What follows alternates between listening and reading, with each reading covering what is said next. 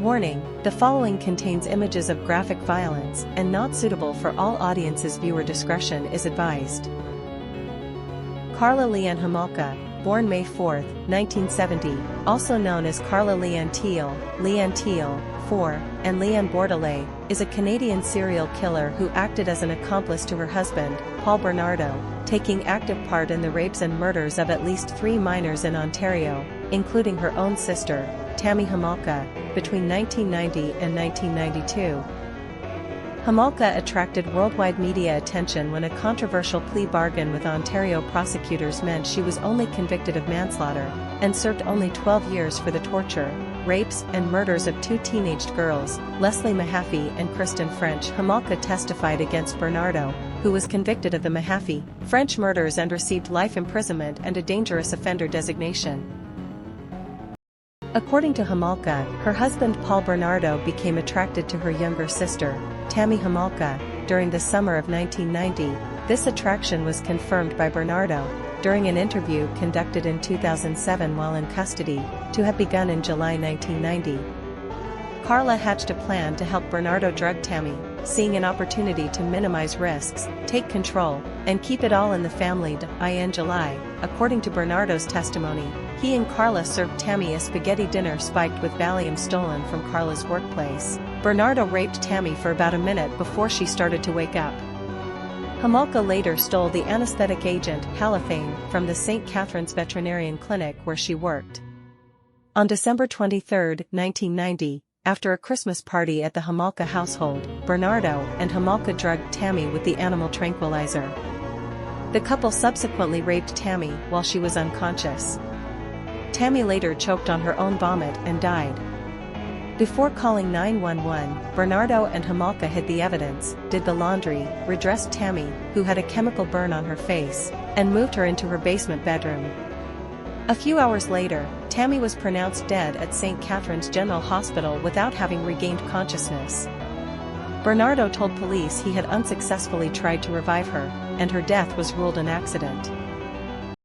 On June 7, 1991, Homolka invited a 15-year-old girl she had befriended at a pet shop 2 years earlier, known as Jane Doe in the trials, to their home. Doe was then drugged by Homolka. Both Homolka and Bernardo sexually assaulted her and videotaped their assault. In August, Jane Doe was invited back to the couple's residence and was again drugged. Homolka called 911 for help after the girl vomited and stopped breathing while being raped. The ambulance was recalled after Homolka and Bernardo resuscitated her. Early in the morning on June 15, 1991, Bernardo detoured through Burlington, halfway between Toronto and St. Catharines, to steal license plates and found Leslie Mahaffey standing outside her home. The 14-year-old had missed her curfew after attending a friend's wake and was locked out of her house. Bernardo left his car and approached Mahaffey, saying that he wanted to break into a neighbor's house. Unfazed, she asked if he had any cigarettes. He claimed he had some in his vehicle. When Bernardo led her to his car, he blindfolded her, forced her into the car, drove her to Port Dalhousie, and informed Homolka that they had a victim.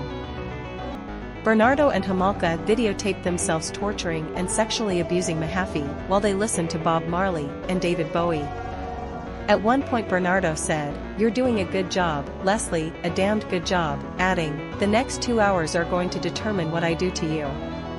Right now, you're scoring perfect." On another segment of tape played at Bernardo's trial, the assault escalated. Mahaffey cried out in pain and begged Bernardo to stop. In the Crown description of the scene, he was sodomizing her while her hands were bound with twine.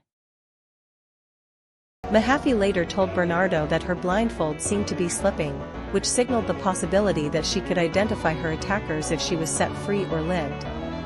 The following day, Bernardo claimed Homolka fed her a lethal dose of halcyon. Homolka claimed that Bernardo strangled her.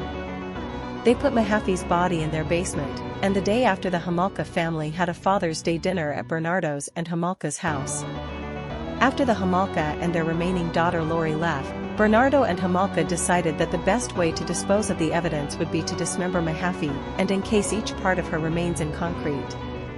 Bernardo bought a dozen bags of cement at a hardware store the following day, he kept the receipts, which were damaging at his trial. Bernardo used his grandfather's circular saw to dismember Mahaffey. Bernardo and Homolka made a number of trips to dump the cement blocks in Lake Gibson, 18 kilometers, 11 miles, south of Port Dalhousie. At least one of the blocks weighed 90 kilograms, 200 pounds, and was beyond their ability to sink. It lay near the shore, where it was found by Michael Doucette and his son Michael Jr. while on a fishing expedition on June 29, 1991. Mahaffey's orthodontic appliance was instrumental in identifying her. Homolka was released from prison on July 4, 2005. Several days before, Bernardo was interviewed by police and his lawyer, Tony Bryant. According to Bryant, Bernardo said that he had always intended to free the girls he and Homolka kidnapped. However, when Mahaffey's blindfold fell off, allowing her to see Bernardo's face, Homolka was concerned that Mahaffey would identify Bernardo and report them to the police. Bernardo claimed that Homolka planned to murder Mahaffey by injecting an air bubble into her bloodstream, triggering an air embolism.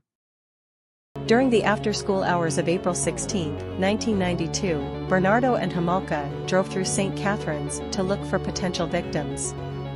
Although students were still going home, the streets were generally empty. As they passed Holy Cross Secondary School, a Catholic high school in the city's north end, they spotted 15-year-old Kristen French walking briskly to her home nearby.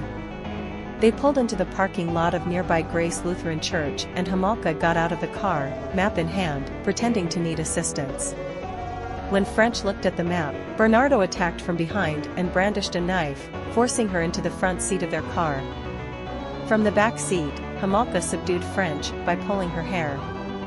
French took the same route home every day, taking about 15 minutes to get home and care for her dog. Soon after she should have arrived, her parents became convinced that she had met with foul play and notified police. Within 24 hours, the Niagara Regional Police Service, NRP, assembled a team, searched French's route and found several witnesses who had seen the abduction from different locations, giving police some important details. French's shoe, recovered from the parking lot from where she had been taken, underscored the seriousness of the abduction. Over the Easter weekend, Bernardo and Homolka videotaped themselves torturing, raping, and sodomizing French, forcing her to drink large amounts of alcohol and submit to Bernardo. At his trial, Crown Prosecutor Ray Houlihan said that Bernardo always intended to kill her because she was never blindfolded and could identify her captors. The following day, Bernardo and Homolka murdered French before going to the Homolka for Easter dinner. Homolka testified at her trial that Bernardo strangled French for 7 minutes while she watched. Bernardo said that Homolka beat French with a rubber mallet because she tried to escape, and French was strangled with a noose around her neck which was secured to a hope chest. Homolka then went to casually fix her own hair. French's nude body was discovered on April 30, 1992, in a ditch in Burlington, about 45 minutes from St. Catharines and a short distance from the cemetery where Mahaffey is buried. She had been washed, and her hair was cut off. Although it was thought that French's hair was removed as a trophy, Homolka testified that it was cut to impede identification.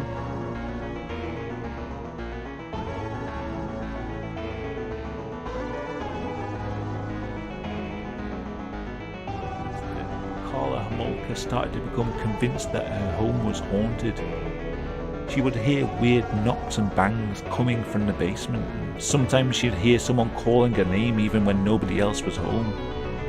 She even consulted a medium to try and cleanse the house of its evil spirits. Much like Poe's tale of the telltale heart, these haunting noises were probably a sign of the guilt plaguing Karla's mind, slowly unraveling her last shreds of mental stability. Paul Bernardo's mental state was also becoming increasingly unstable. He became even more abusive towards Karla. One night he beat her so badly that he left her with 2 extremely swollen black eyes.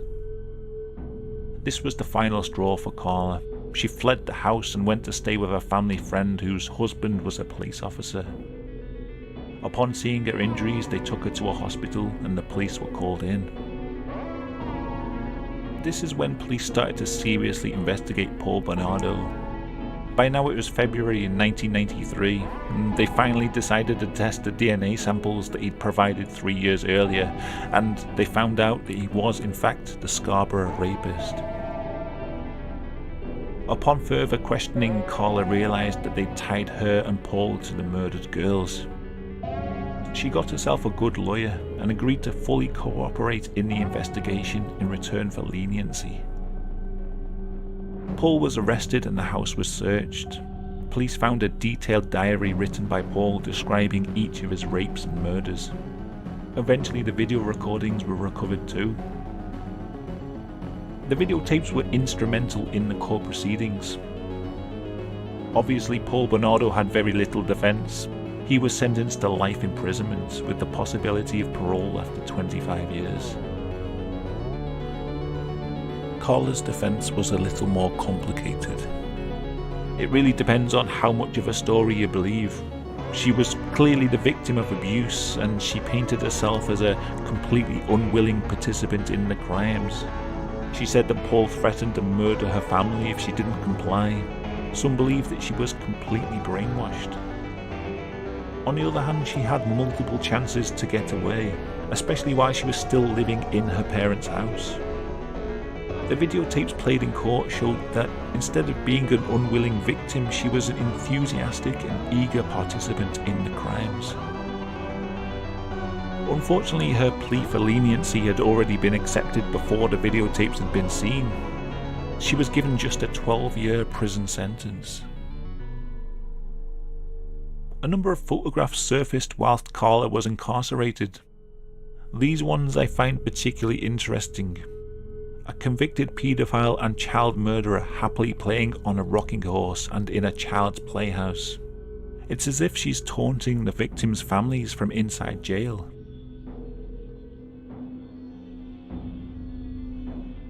In 2005, she was granted parole. Since leaving prison, she's married again and she's had 3 children. In 2017, it was reported that she was volunteering at an elementary school, although the media storm this generated means she stopped volunteering shortly after it was discovered. As for Paul Bernardo, he still languishes in prison.